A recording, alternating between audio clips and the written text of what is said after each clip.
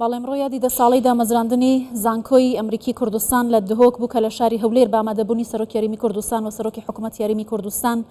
بەڕێوەچوو ئەم زانکۆیە بۆ هەرێمی کوردستان گرنگە بە تایبەتی کە وەکو سەرۆکی حکوومەت ئاماژەی بەوە کرد کە 30 ساڵ لەمەو بەرخەوەنی دامەزراندنی ئەو زانکۆیە بۆ پێشخستنی کەرتی پەروەردە و زانست لە هەرێمی کوردستان هەبووە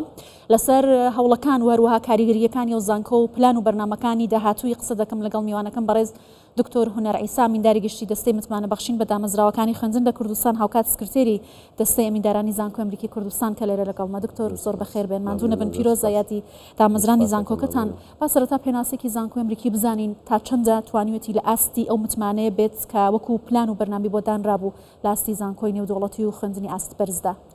ڕاستی زانکۆ بوو زانکۆی ئەمریکی بە تایبەتی بوو بۆ ئەمە دامەزرا بە تایبەتی لە شاری دهۆک کە شارێکی استراتیجیە لەو ڕووەوە هەرچەند ئەم زانکۆ بوو هەموو کوردستانە بێت بەڵام وەکو لۆکیشنەکەی لەوەیە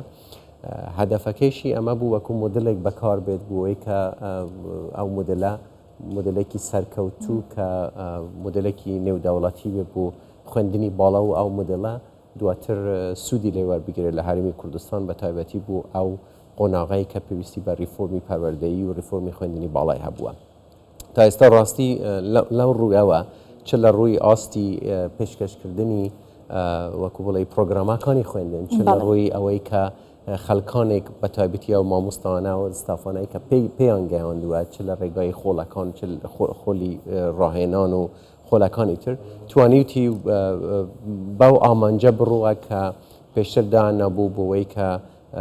سەرکردەی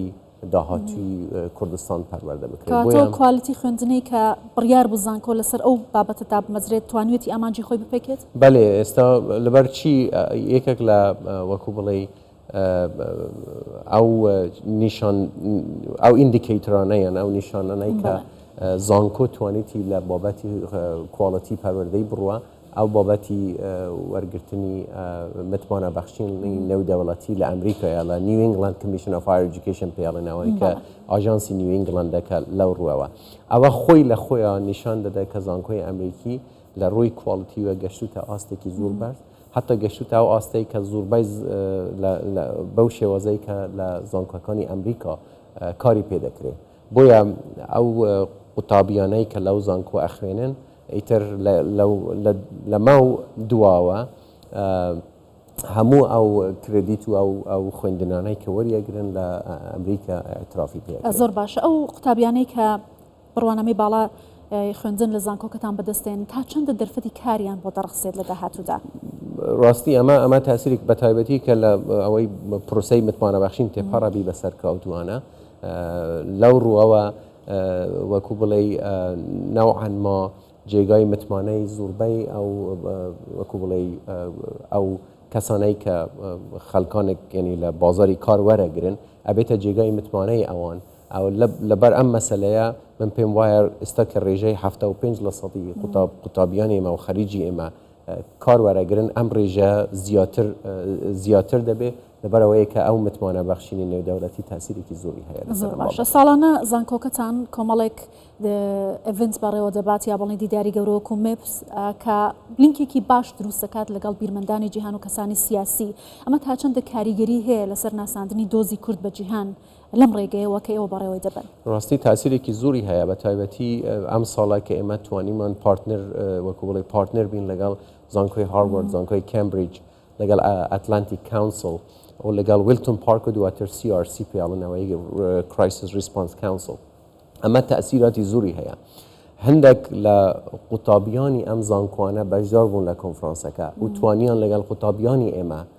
لەو سێ چوار ڕۆژەی کە بەردەوام بوون مناقشاتی چڕ لەسەر ئەم بابەتە بکرێت دوای ئەمە هەندێک کەسانی ئەو پسپۆرانەی کە زمنی ئەو 5 پارتنەران لەگەڵمان بوون زۆر مناقشاتی جدیان هەبوو لەگەڵ مامۆستایانی زانکۆ کە چون حتا نەک لەبەر ئەوەی کە بەس لە ڕووی توێژنەوە بەڵکو حتا لە ڕووی پەروەردەکردنیش بە تایبەتی ئەگەر پێویستیان بەوە هەبوو کە سمینارات پێشکەش بکرێت بۆ قوتابیانی ئێمە پێویستیان بەوە هەبوو کە ئەوان مامۆستایانی ئێمە لەگەڵ ئەوان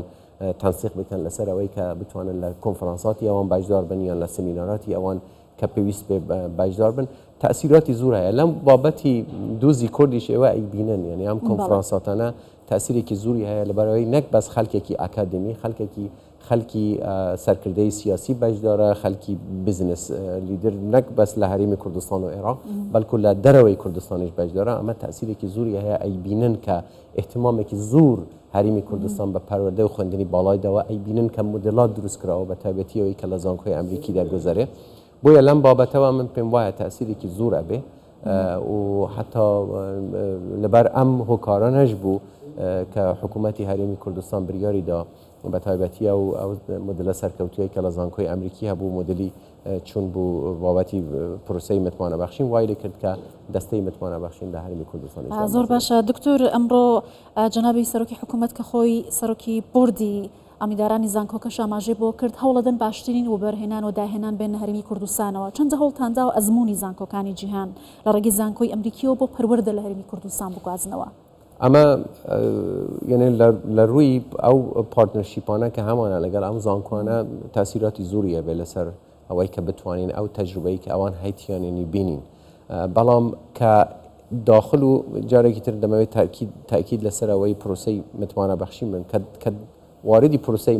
داخلی پرۆسەی متمانەبەخشی نەبی ئەمە چونکە ستانداردی نێودەوڵەتی تەطبیقەکەی لە ستانداردی نێودەوڵەتی باسی ئۆرگانیزاسیون و باسی کوالەتی خوێندن و باسی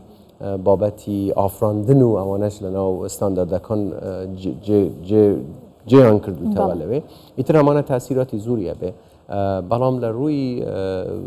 بە تایبەتی ئەگەر ئێمە بینە سەر بابەتی پارتنەرشیپەکان تاثیراتی زۆرە بێ لەبەرەوەی بتوانە یارمەتیمان بدەن لەمان کاتیشدا ئێمە هەندێک سەنتەرمان کردوتەوە کە ئەم سەنتەرانە لەگەڵ وەکو بڵێ موسساتی تر بە پێکەوە بەڕێوە دەبردرێن حتا ئەو پارتنەرشیپانەی کە ئێمە لەگەڵ سێ زانکۆی ئەمریکی هەمانە تەسیراتێکی زۆر هەبووە نەک لەسەر قوتابیان بەلکو لەسەر مامۆستاکان خۆیان پێ بگەهێنن و پەرە بە تواناییەکانیان بدەن زۆر باشەیەکێک لە خاڵە گرنگەکانی زانکۆکەوەیە کە ساڵانە دەرفەتی خوێندن بە ئەو قوتابیانە دەدات کە لەوانەیە نەتوانن لەباری دارایی و یارمەتیان دەدرێت وەکو ئاماژەیان پێک لە وتارەکانە سەرۆکی حکوومەت لە سەدا هەفتای خوێندکاران بە سکۆلارشیپ دەخوێنن ئەمە تا چەندە کاریگەری هەیە بۆ ئەوەی کە گەنجان هان بدرێن لە ڕێگەم زانکۆوانەوە بتوان درێژە بە خوێندن بدەمە بەردەوام دەبێت بەێ ئەزانی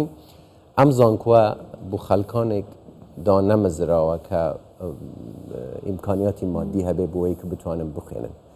لە بیدایەتەوە ویژنی جەنابی سەرۆکی حکوومەتەوە بوو کە ئەم زان خۆی ینی سیستەمێکی خوێندنی نێودەوڵەتی بهێنرێتە کوردستان بە تایبەتی ستایلی ئەمریکی کە نەتەنیا مەسەلەن ئەگەر ساڵانە 10-20 کەس ئەنەردرێنە دەرەوە بەجاتی ئەمە سیستەمێک بێنن کە ساڵانە سەدها کەس بتوانن سوودی لێ وەربگرن بۆیە لەسەر ئەم نێرینە کە بەردەوام بووین زۆر کەس ڕەنگە ئیمکانیاتی مادیان لەسەر ئەمە نەبێ بەڵام قوتابی زیرەک قوتابیەکی لێهاتوو بە توانا بووبن بۆیە ئەم دەرفەتانە هەڵکران بوو ئەم خەڵکانە بەڵام ئەم دەرفەتانە لە ڕێگای خەڵکانێک کە بەخێرخواز بووینە خەڵکانێک بە تایبەتی ئەوەی کە وەزارەتی خارجی ئەمریکی لە خلالی ئەم 4-5 ساڵە نزیکەی 18 میلیۆن دلار ئەوە یارمەتیان بەشێک لەوە ئەچێت بوو بابەتی سکالەرشیپ خەڵکانێکی تریشیان هەبوو وەکو شەریکاتی نەوتین شەریکاتی ترن وەکو شخصن بەشدارن چونکە ئەگەر ئەم سکالەرشیپە نەبێت زۆر ئەستەمە بتوانین خەڵکانێکی لێهاتووی کە پێیان ناکرێت لە ڕووی داراییەوە پارەی خوێندن بدەن بۆی کە ببن بە بەشێک لە کۆمەلگای زانکۆی ئەمریکی. بەڵێ زۆر سپاس دکتۆر هونەر ئیسا سکرتێری دەستەی ئەمیندارانی زانکۆی ئەمریکی کوردستان هاوکات ئەمینداری گشتی دەستەی متمانەبەخشین بە دامەزراوەکانی خوێندن زۆر سپاس کە لەگەڵ سپاس.